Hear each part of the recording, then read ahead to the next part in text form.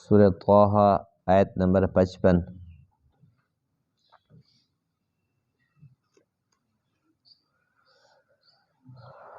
اعوذ باللہ من الشیطان الرجیم، بسم اللہ الرحمن الرحیم۔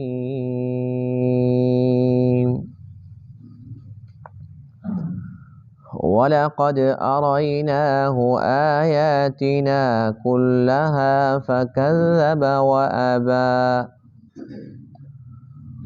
قَالَ أَجِئْتَنَا لِتُخْرِجَنَا مِنْ أَرْضِنَا بِسِحْرِكَ يَا مُوسَى فَلَنَأْتِيَنَّكَ بِسِحْرٍ مِثْلِهِ فَاجْعَلْ بَيْنَنَا وَبَيْنَكَ مَوْعِدًا لَا نُخْلِفُهُ نَحْنُ وَلَا أَنْتَ مَكَانًا سُوًى قَالَ مَوْعِدُكُمْ يَوْمُ الزِّينَةِ وَأَنْ يُحْشَرَ النَّاسُ ضُحًى فَتَوَلَّى فِرْعَوْنُ فَجَمَعَ كَيْدَهُ ثُمَّ أَتَى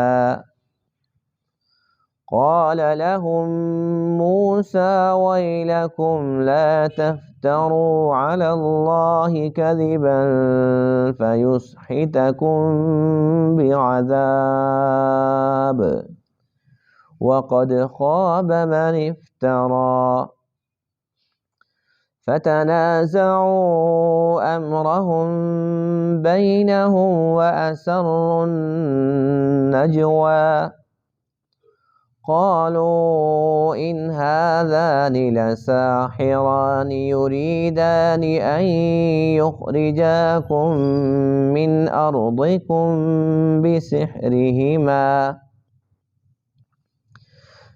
أَرْضِكُم بِسِحْرِهِمَا وَيَذْهَبَا بِطَرِيقَتِكُمُ الْمُثْلَىٰ فَأَجْمِعُوا كَيْدَكُمْ ثُمَّ أْتُوا صَفًّا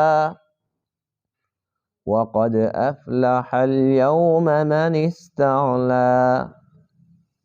صدق اللہ العظیم۔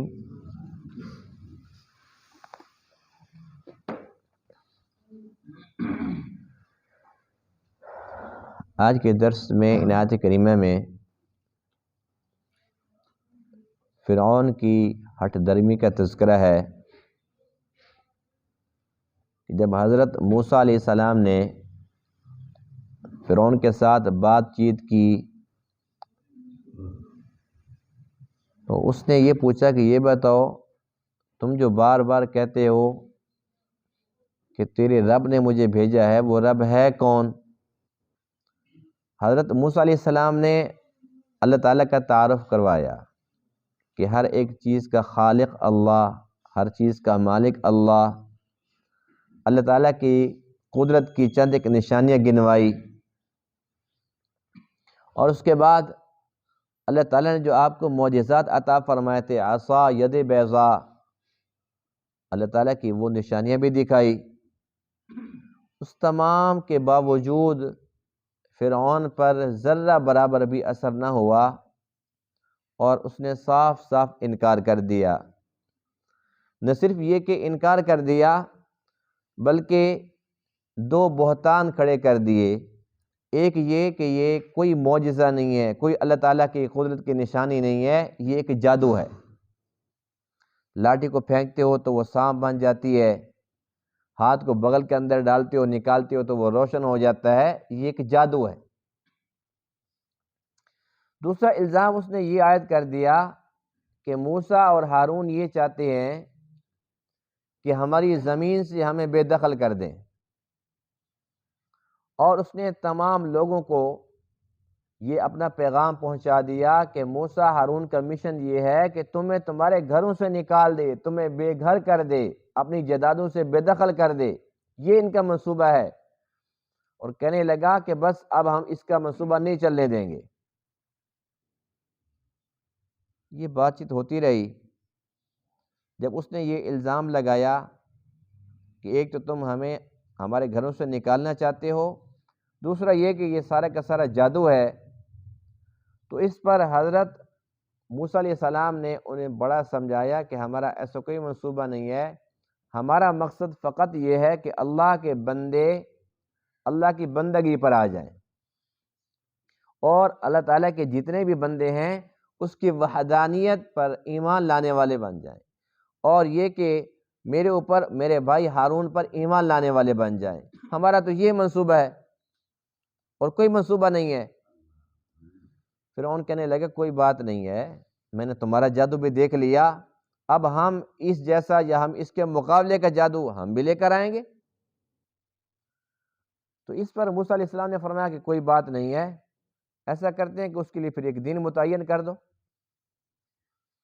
اور پھر اعلان کر دو، عوام اکٹھی ہو جائے، اور یہ سارا کا سارا کام کھلے میدان میں ہونا چاہیے، چھپ کے نہیں کرنا، کھلے میدان میں ہونا چاہیے۔ تم اپنے جادوگروں کو اکٹھا کرو، ہمارے پاس جو ہے وہ اللہ تعالیٰ کی قدرت کی نشانی ہے، وہ تو ہے ہی، ٹھیک ہے پھر مقابلہ ہو جائے۔ دن طے ہو گیا، ایک ان کا خاص دن تھا جو اس کی فرعون کی تاج پوشی کا دن تھا، اس دن لوگ جشن منایا کرتے تھے، اور بعضوں نے لکھا ہے کہ وہ یوم عاشورہ تھا، 10 محرم کا دن تھا، کہ بنی اسرائیل کے لیے یہ دن بہت زیادہ اہم تھا، شروع سے اہم تھا۔ بہرحال جو بھی دن تھا، دن بھی طے ہو گیا اور وقت بھی چاشت کے وقت، دھوپ تھوڑی تیز ہو جاتی ہے نا تو اس وقت بالکل روشنی ہوتی ہے تاکہ کوئی بندہ دھوکے میں نہ پڑے۔ دن بھی طے ہو گیا، وقت بھی طے ہو گیا، اعلان بھی ہو گیا، اور جو ساری کی ساری بات طے ہو گئی، وقت مقررہ پر جادوگر بھی آ گئے اور دوسری جانب اللہ تعالیٰ کے دونوں نبی بھی تشریف لے آئے۔ موسیٰ علیہ السلام نے اس وقت ان تمام لوگوں سے ارشاد فرمایا کہ دیکھو، اللہ تعالیٰ کے اوپر جھوٹ مت باندھو، ہم اللہ کے سچے نبی ہیں، ہم کوئی جادوگر نہیں ہیں، ہمارے پاس جو کچھ ہے یہ جادو نہیں ہے۔ آپ ایسا کرو کہ اس کام سے باز آ جاؤ، ایسا نہ ہو کہ اللہ تعالیٰ کی پکڑ میں آ جاؤ۔ بات چیت چلتی رہی، اس بات سے کچھ لوگ متاثر ہو گئے، یعنی کہ دو گروہ بن گئے۔ ایک نے یہ کہا کہ ہاں موسیٰ کی بات تو سچی ہے، ایسا کرتے ہیں کہ بس رہنے دیتے ہیں، بات کو یہیں ختم کر دو۔ دوسرے گروہ نے کہا کہ نہیں، بس اب تو پھر مقابلہ ہو کر رہے گا۔ یہ آپس کے اندر جھگڑا کرنے لگے۔ اس کے بعد پھر ان کی خفیہ میٹنگ ہوئی۔ خفیہ میٹنگ کے بعد پھر جب یہ اکٹھے ہوئے تو انہوں نے اس بات پر اتفاق کر لیا کہ ہاں بس یہ فرعون کی بات درست ہے، یہ ہیں بھی جادوگر، ان کا منصوبہ یہی ہے کہ ہمیں ہماری زمینوں سے بے دخل کریں، اب ان کے ساتھ مقابلے کرنے دوسری بات نہیں ہے۔ بس جب یہ ساری کی ساری بات طے ہو گئی، اس کے بعد پھر موسیٰ علیہ السلام نے فرمایا کہ چلو اب ایسا کرتے ہیں کہ پہل تم کرو، اپنا کام تم دکھاؤ، بعد میں پھر اللہ نے جو مجھے نوازا ہے پھر میں اپنا کام دکھاؤں گا۔ پوری تفصیل انشاءاللہ کل کے درس میں ہوگی۔ اس کا ترجمہ دیکھیے، وَلَقَدْ أَرَيْنَاهُ آيَاتِنَا كُلَّهَا، اور البتہ تحقیق ہم نے دکھائی نشانیاں فرعون کو ساری کی ساری، یعنی کہ بے شمار معجزات دکھائے۔ موسیٰ علیہ السلام کو صرف عصا اور ید بیضاء یہ دو نشانیاں نہیں ملی تھی، اور بھی تھی۔ وَلَقَدْ آتَيْنَا مُوسَىٰ 9 آیات بَيِّنَاتٍ، اللہ فرماتے ہیں کہ 9 نشانیاں اور بھی تھی، اس کی تفصیل انشاءاللہ آ جائے گی کسی درس میں۔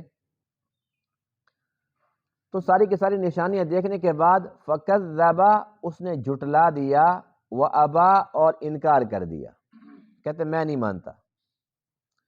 قَالَ أَجِئْتَنَا، فرعون کہنے لگا تو ہمارے پاس آیا ہے، لِتُخْرِجَنَا مِنْ أَرْضِنَا، تاکہ تو ہمیں نکال دے ہماری زمین سے، بِسِحْرِكَ، اپنے جادو کے زور پر، یا موسیٰ، اے موسیٰ، فَلَنَأْتِيَنَّكَ بِسِحْرٍ مِثْلِهِ، پس البتہ ہم بھی ضرور تیرے پاس لائیں گے اسی کے مثل جادو۔ فَاجْعَلْ بَيْنَنَا وَبَيْنَكَ مَوْعِدًا، پس تو مقرر کر دے ہمارے درمیان اور اپنے درمیان ایک وعدے کا وقت، لا نخلفہ کہ ہم اس کی خلاف ورزی نہیں کریں گے، نحنو نہ ہم کریں گے، ولا انت نہ آپ کریں گے، مکانن سوا ایک کھلے میدان میں۔ قال حضرت موسیٰ علیہ السلام نے فرمایا موعدکم یوم الزینہ، تمہارے لیے وعدے کا وقت وہ زینت کا دن ہے، وہ ان کے جشن کا دن تھا، وہ دن طے ہو گیا۔ وَأَن يُحْشَرَ النَّاسُ ضُحَىٰ، اور یہ کہ لوگوں کو جمع کیا جائے ضحیٰ کے وقت، چاشت کے وقت۔ فَتَوَلَّىٰ فِرْعَوْنُ، یہ بات جب طے ہو گئی، دن بھی طے ہو گیا، وقت بھی طے ہو گیا۔ فَتَوَلَّىٰ فِرْعَوْنُ، پس پلٹا فرعون، فَجَمَعَ كَيْدَهُ، پھر اس نے اپنی تدبیر جمع کی، ثُمَّ أَتَىٰ، پھر وہ آیا۔ اس کی تفصیل لمبی ہے کہ پھر وہ کتنے دن لگے، کتنے جادوگر تھے، یعنی فل تیاری کے ساتھ اب وہ آ گیا۔ قال لهم موسیٰ، ان تمام کو موسیٰ علیہ السلام نے فرمایا ویلکم، تمہارے لیے ہلاکت ہے، خرابی ہے، لا تفتروا علی اللہ کذبا، تم اللہ تعالیٰ کے اوپر جھوٹ نہ گھڑو، فیسحتکم بعذاب، پس وہ تمہیں ہلاک کر دے گا عذاب کے ساتھ۔ وقد خاب من افترا، اور تحقیق ناکام ہوا وہ شخص جس نے بھی اللہ کے اوپر جھوٹ گھڑا۔ یہ تقریر کی، مختصر سی باتیں کی ان کے ساتھ۔ فتنازعوا امرهم بینہم، پس ان لوگوں نے جھگڑا کیا اپنے معاملے کا آپس میں، دو گروہ بن گئے۔ وَأَسَرُّوا النَّجْوَىٰ، اور ان لوگوں نے خفیہ میٹنگ کی، سرگوشی کی، علیحدگی کے اندر بات چیت کی۔ بات چیت کرنے کے بعد قالوا، ان لوگوں نے کہا ان ھذان لساحران، بے شک یہ دونوں البتہ جادوگر ہیں، یریدان، یہ چاہتے ہیں، ان یخرجاکم من ارضکم، کہ تمہیں نکال دیں تمہاری زمین سے، بسحرہما، اپنے جادو کے ذریعے، ویذھبا بطریقتکم المثلی، اور یہ بھی چاہتے ہیں کہ ختم کر دیں تمہارے اس طریقے کو جو پہلے رائج ہے، تمہارے آباء و اجداد کے طریقے کو مٹانا چاہتے ہیں، تمہارے رسم و رواج کے دشمن ہیں، یہ کوئی نیا طریقہ لانا چاہتے ہیں۔ فَأَجْمِعُوا كَيْدَكُمْ ثُمَّ أَتُوا صَفًّا، انہوں نے کہا کہ بس تم اپنی تدبیر کو جمع کرو، پھر تم آؤ صفا، صف بنا کر، صف بندی کر کے آؤ، مضبوط ہو کر اب آؤ۔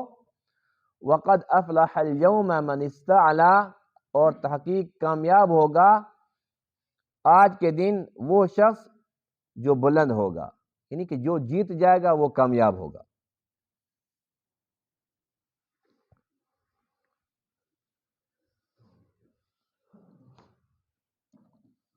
فرعون نے موسیٰ علیہ السلام کو بھی دیکھا، ان کے معجزات کو بھی دیکھا، ہارون علیہ السلام کو بھی دیکھا، نبیوں کے ساتھ ملاقات بھی کی، بات چیت بھی ہوئی، اللہ کی قدرت کی نشانیاں بھی دیکھی، معجزات دیکھنے کے باوجود اللہ فرماتے ہیں فَكَذَّبَ وَأَبَىٰ، اس نے تکذیب کی، جھٹلا دیا اور انکار کر دیا۔ اب یہاں تک تو بات سمجھ آتی ہے کہ اس نے کہا جی مجھے یہ بات سمجھ نہیں آتی، میں نہیں مانتا۔ جو اس نے اگلی دو باتیں کی ہیں وہ بڑی حیران کن ہیں، بڑی عجیب ہیں۔ ایک یہ کہ یہ جادو ہے،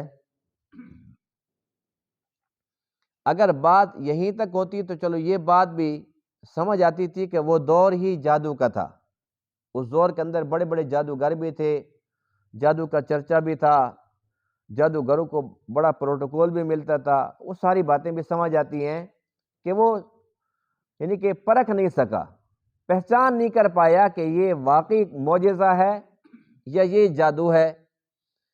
لیکن جو اس نے الزام اور بہت بڑا الزام لگایا، جھوٹا پراپیگنڈا کر دیا، وہ یہ تھا قال اجئتنا لتخرجنا من ارضنا بسحرک یا موسیٰ، اے موسیٰ تو اس لیے آیا ہے کہ تو ہمیں ہماری زمینوں سے نکال دے۔ یہ وہ جھوٹ ہے جس کا کوئی سر پیر نہیں ہے۔ اب یہاں سے ہمیں اس وقت کے فرعون کی باتیں سن کر، اس کے نظریے کو پڑھ کر، آج کے فرعون کی بات بھی سمجھ آتی ہے کہ آج کا فرعون بھی اسی روش پر ہے، اور ہر دور کا فرعون اسی فرعون کے روش پر چلتا ہے۔ آپ کہیں گے وہ کیسے؟ میرے خیال میں شاید آپ کو بات سمجھ آ گئی ہوگی۔ بات یہ ہے کہ اس فرعون نے یہ الزام لگایا اور جھوٹا پراپیگنڈا، اور وہ بھی اللہ کے نبیوں کے خلاف۔ یعنی جو اللہ کے نبی ہوتے ہیں وہ تو معصوم ہوتے ہیں، اللہ تعالیٰ کے مقرب ہوتے ہیں، ان کے اندر دنیا کی محبت ہوتی ہی نہیں ہے، صرف اللہ کی محبت ہوتی ہے۔ امت پر بڑے شفیق ہوتے ہیں، ماں باپ سے زیادہ شفیق ہوتے ہیں، امت کے غم کے اندر پوری زندگی بسر کر دیتے ہیں۔ ان کا کام یہی ہوتا ہے کہ ایک ایک بندہ جہنم سے بچ کر جنت میں جانے والا بن جائے، ان کا تو مشن یہ ہوتا ہے۔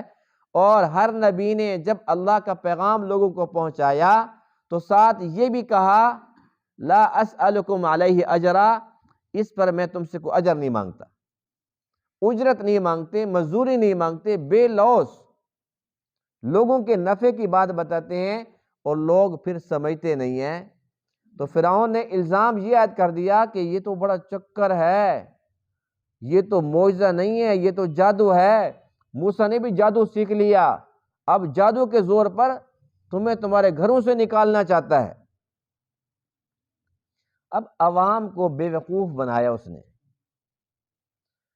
جو کافر لوگ ہوتے ہیں نا، بالخصوص یہود و نصارہ، ان کا ایک فارمولہ ہے، وہ کہتے ہیں کہ جھوٹ کو اتنا بولو کہ لوگ سچ سمجھنے لگے۔ یہ انسانی فطرت ہے۔ مثال کے طور پر ایک چیز کی مشہوری چل رہی ہوتی ہے نا، انسان اس کو دیکھتا ہے یا سنتا ہے، اسے نظر انداز کر دیتا ہے، میرے سے کیا تعلق، دفع کرو اس کو۔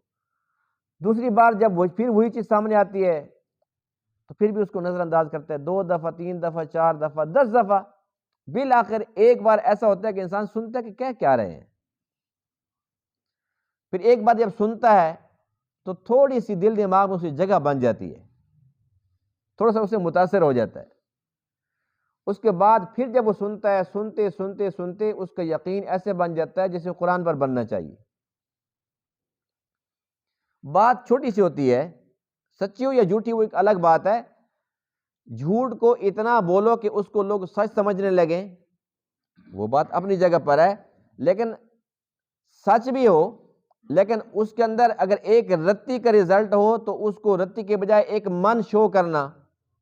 انسان کی فطرت ہے کہ ایک بار 2 بار 10 بار سننے کے بعد پھر اس کا دل مان جاتا ہے کہ ہاں یہ بات سچ ہے۔ میڈیا نے آج کل یہی چکر چلایا ہوا نا، ہر چیز کی مشہوری دے دیتے ہیں، اور مشہوری کے اندر جب انسان دیکھتا ہے کہ ہاں منٹوں سیکنڈوں میں یہ رزلٹ، کمال کی بات ہے۔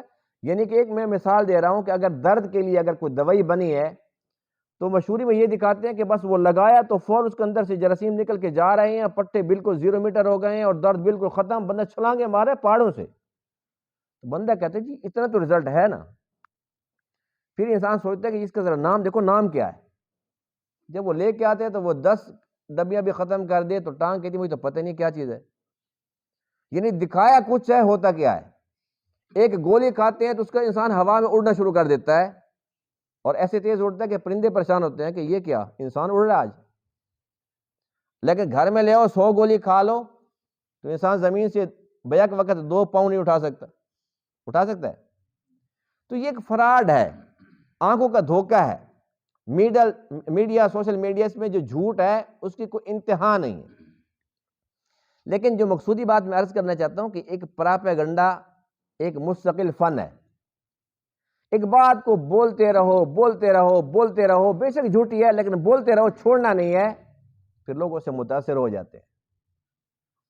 اب اس کی ہماری زندگی میں جو ایک بے شمار مثالیں ہیں، لیکن ایک زمانہ قریب کے اندر جو اس وقت کا فرعون ہے امریکہ، اس نے یہ کہا کہ ابھی طالبان دہشت گرد ہیں، یہی اس نے کہا تھا، اور اس کے بعد پھر ساری دنیا کو اس نے ثابت کر کے دکھایا کہ واقعی دہشت گرد ہیں۔ حالانکہ جہاد اتنا مبارک عمل ہے، حدیث پاک میں ہے کہ جیسے اونٹ کے اندر کوہان بلند ہے، ایسے ہی دین کے جو ارکان اس کے اندر جہاد ایسے بلند ہے۔ اسلام کی بلندی جہاد میں ہے۔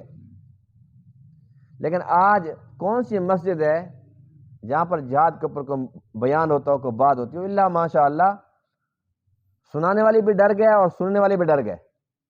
دہشت گردی جو ہے یہ کون سا جہاد؟ یہ تو دہشت گردی ہے.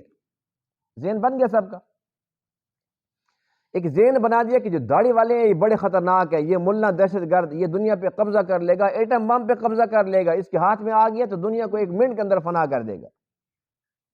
جھوٹ کو پھیلایا اتنا پھیلایا کہ سیدھے سادھے مسلمان پکے نمازی تہجد گزار بندے بھی متاثر ہو گئے اور ڈر گیا کہ بات تو سچ ہے، اللہ کرے مولویوں کے ہاتھ میں نہ آ جائے. آگے تو کوئی بچے گا نہیں، دنیا ساری تباہ ہو جائے گی.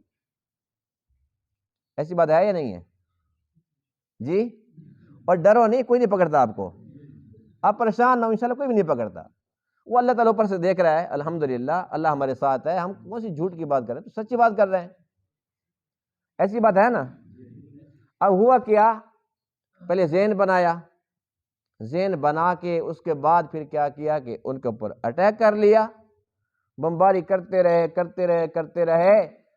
لیکن بات یہ ہے کہ فرعون جتنا بڑا ظالم تھا، جابر تھا، آخر کار ڈوب کے مرا نا.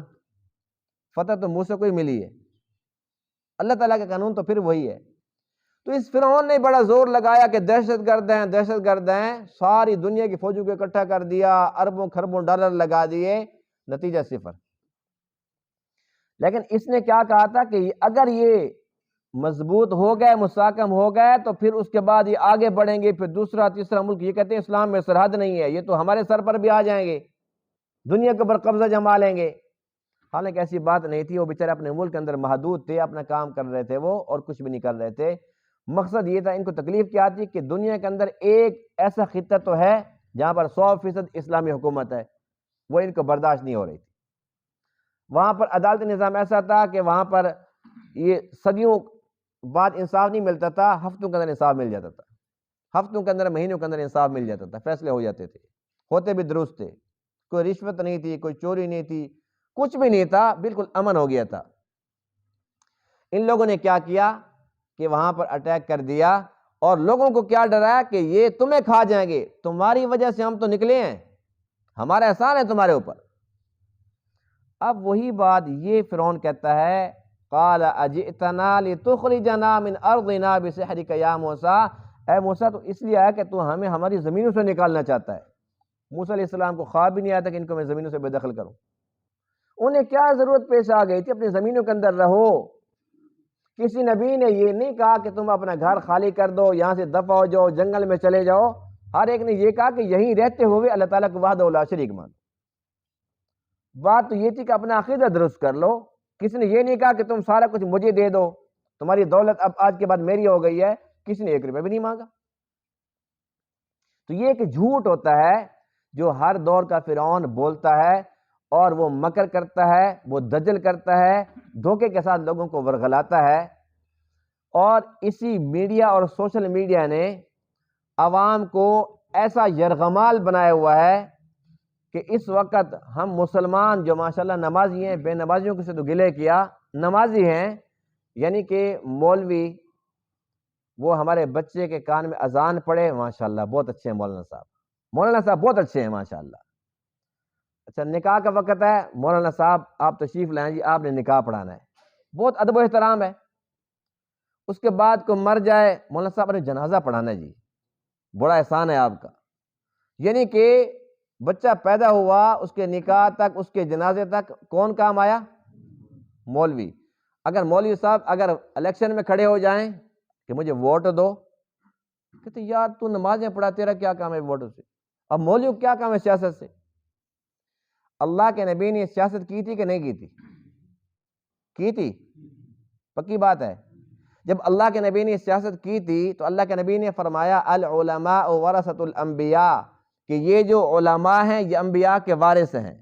جب اللہ کے نبی نے امامت کی، اللہ کے نبی نے خطابت کی، اللہ کے نبی نے جہاد کیا، اللہ کے نبی نے جو کچھ کیا تو علماء نے وہ کیا.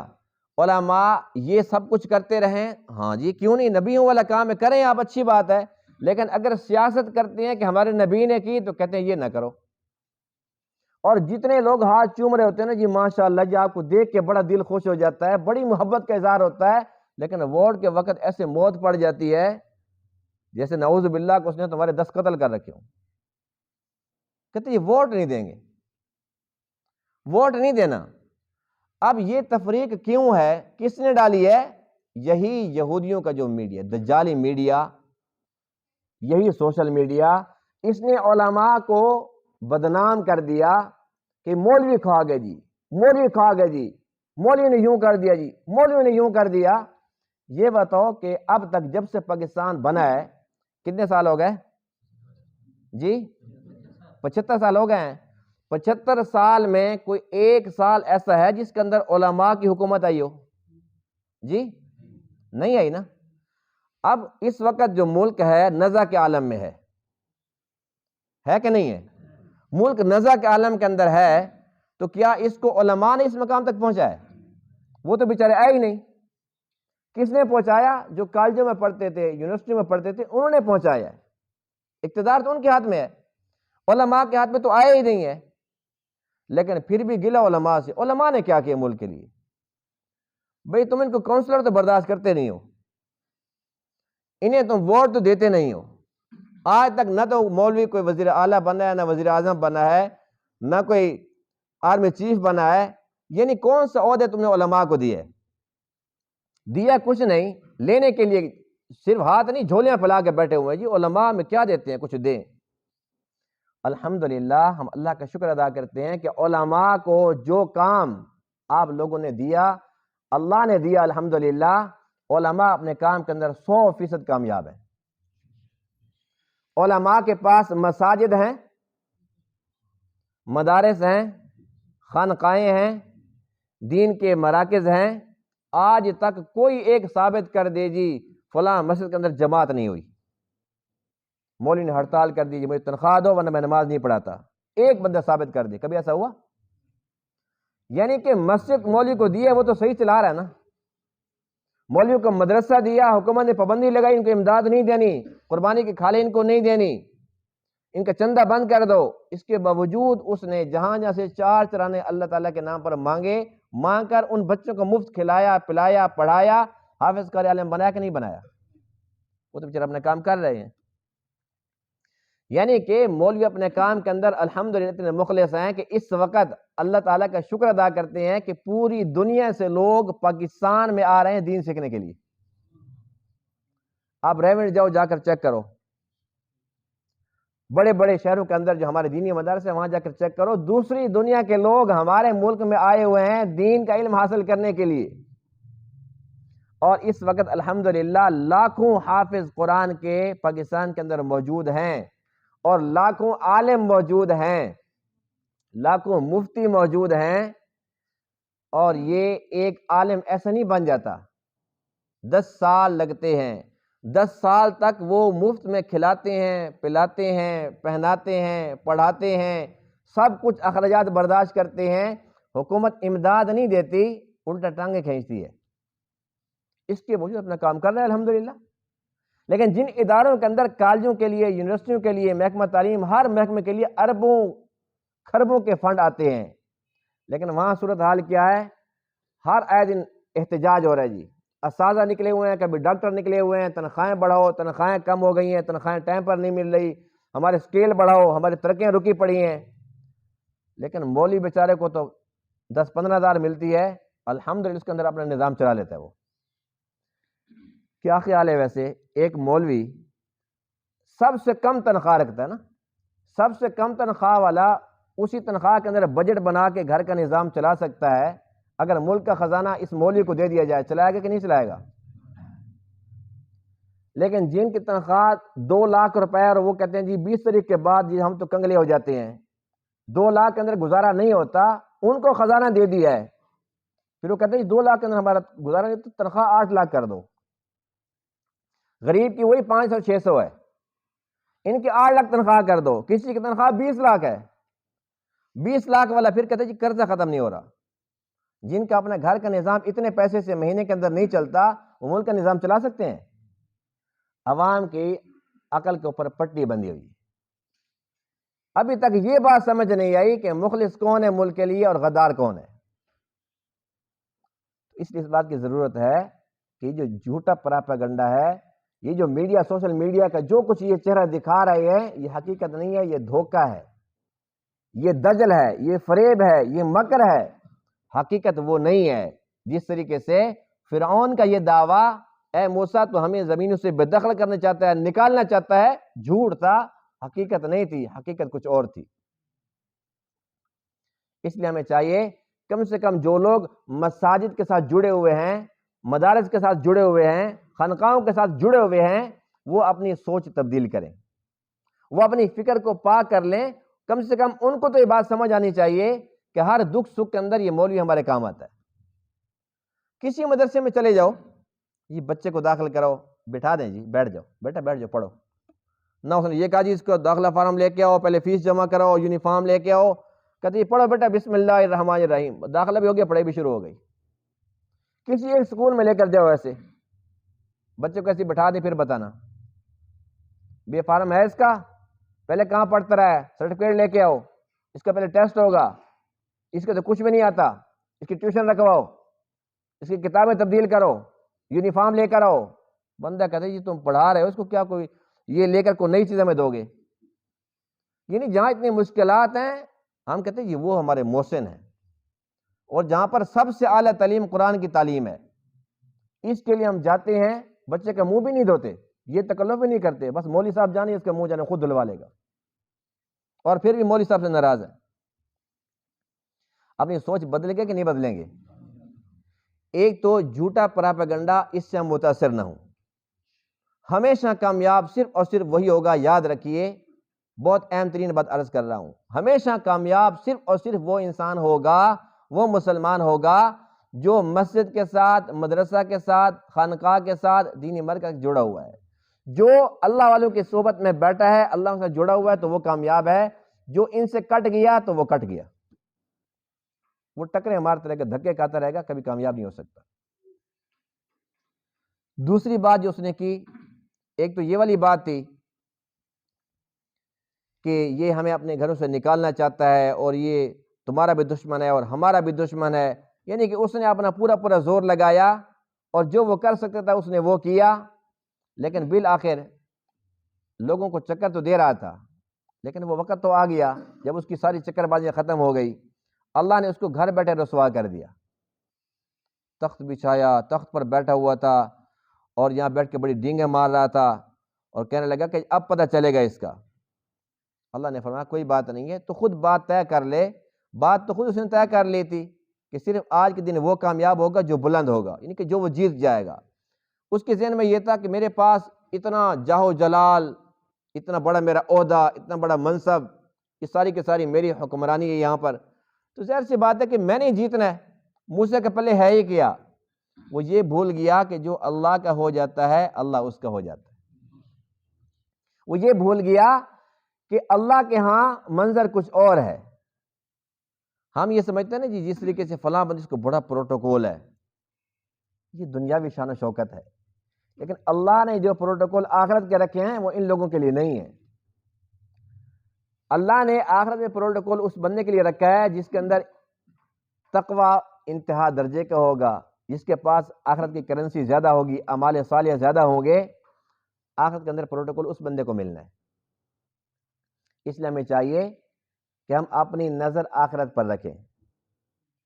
اصل عزت آخرت کی عزت ہے، اور اصل ذلت آخرت کی ذلت ہے۔ اللہ تعالیٰ ہم سب کو محفوظ رکھے، اور اصل کامیابی آخرت کی کامیابی ہے۔ دنیا کے اندر یہ سب کچھ فنا ہونے والا ہے، سب کچھ عارضی ہے۔ عزت بھی ہے تو چند دن کی چاندنی، پھر اندھیری رات۔ ذلت بھی ہے تو چند دن کی ہے، اس کے بعد پھر لوگ بھول جاتے ہیں کہ پتہ نہیں کیا ہوا تھا۔ کامیابی ہے تو چند دنوں کی ہے، ناکامی ہے تو چند دنوں کی ہے، لیکن اصل عزت، اصل ذلت، اصل کامیابی، ناکامی، وہ تو آخرت میں فیصلے ہونے ہیں۔ ہم مسلمان ہیں الحمدللہ، اللہ تعالیٰ کی ہر ایک بات پر ہمارا ایمان کامل ہے کہ یہ سب کچھ ہوگا، تو وہاں پر عزت اس کو ملے گی جس کے اندر ایمان ہوگا، تقوی ہوگا، جو متقی ہوگا، نیک اعمال کرنے والا ہوگا۔ تو ہمیں چاہیے کہ آج سے عزم کریں کہ ایک تو خود مسجد کے ساتھ جڑیں گے، اور دوسرا اپنی نسل کو بھی جوڑیں گے۔ اس وقت حقیقت یہ ہے کہ جو ہماری نئی آنے والی نسل ہے وہ بہت خطرے میں ہے۔ اس وقت جتنی بھی نئی نسل ہے وہ بالخصوص آج کل کے جو ینگ ہیں، جو نوجوان ہیں، وہ سوشل میڈیا کے ساتھ منسلک ہیں، وہ سمجھتے ہیں، دیکھتے ہیں، وہی مانتے ہیں جو آج بس یہ میسج آ گیا فلانے بندے کا، میں نے یہ ویڈیو فلانے کی دیکھی ہے۔ آج حالات یہ ہے کہ کچھ بھی ہم دیکھ رہے ہوتے ہیں وہ پتہ نہیں سچ ہے بھی کہ نہیں ہے، نیچے کچھ ہوتا ہے، اوپر سے سر کسی کا لگا دیتے ہیں، ویڈیو کسی کی ہے، آواز کسی کی ہے، آواز کب کی ہے، کہاں فٹ کر دی ہے، ایسی ایسی چیزیں آج کل پیدا ہو گئی ہیں۔ اس لیے اپنی رائے قائم کر دینا، جی میں نے خود سنا ہے، میں نے خود دیکھا ہے۔ جو دیکھا ہے ضروری نہیں کہ وہ سچ ہو، جو سنا ہے ضروری نہیں کہ وہ سچ ہو۔ 99% جھوٹ ہے سوشل میڈیا پہ، 1% سچ ہے، اور اس کی پہچان کیا ہے کہ سچ کیا اور جھوٹ کیا ہے۔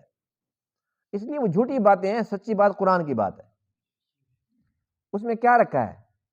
وہ تو انٹرنیٹ ہے نا، نیٹ ہے، جال ہے، اور جو جال شکاری بناتا ہے تو وہ اپنے لیے بناتا ہے، مچھلی کے لیے بناتا ہے نا کہ وہ پھنسیں گے بیچ میں۔ تو جس نے بنایا تھا اس نے کوئی اپنے لیے بنایا تھا، ہمارے لیے بنایا تھا کہ مسلمان پھنسیں گے اس کے اندر، جال کے اندر وہ پھنس جائیں گے، اس کا میں شکار کروں گا۔ مسلمان تو پھنس چکے ہیں۔ جتنا وقت ہم دیتے ہیں سوشل میڈیا کو اتنا قرآن کو دیتے ہیں، جتنا ہم ٹچ موبائل کے اوپر ٹائم گزارتے ہیں، مسجد میں اتنا ٹائم بیٹھتے ہیں، یہاں آتے ہیں تو فوراً گھڑی کو دیکھتے ہیں، اچھا جی بڑا زیادہ ٹائم نہیں ہے آج مسجد میں، یہاں پر 5 منٹ اوپر ہو جائیں تو ہمیں ایسی پریشانی ہو جاتی ہے، بے چینی ہو جاتی ہے، کب یہاں سے نکلیں گے اور بھاگیں گے۔ اور جب جاتے ہیں بستر پر، اس کے بعد پھر موبائل ہاتھ میں ہوتا ہے، اس کے بعد پھر لگے رہتے ہیں 2 گھنٹے 3 گھنٹے 4 گھنٹے، پھر رات کے 1 بجے پہ نیند آتی ہے، 1 بج گیا، صبح اٹھنا بھی ہے، 4 گھنٹے کا پتہ نہیں چلتا، یہاں 5 منٹوں کے اندر موت پڑ رہی ہوتی۔ تو ہم مسلمان ہیں، اللہ نے ہمارے اوپر کرم فرمایا، مسلمان بنایا تو ہم مسلمان بن کر جئیں، ایسی زندگی گزاریں کہ مرنے کے بعد ہمیشہ کی جو زندگی ہے وہ راحت والی ہو۔ خدا نہ خاصہ آخرت خراب ہو گئی تو پھر ہم نے دنیا کے اندر آ کر کیا تو کیا کیا؟ اللہ تعالیٰ تمام باتوں کو سمجھنے عمل کرنے کی توفیق عطا فرمائے۔ وآخر دعوانا الحمد للہ رب العالمین۔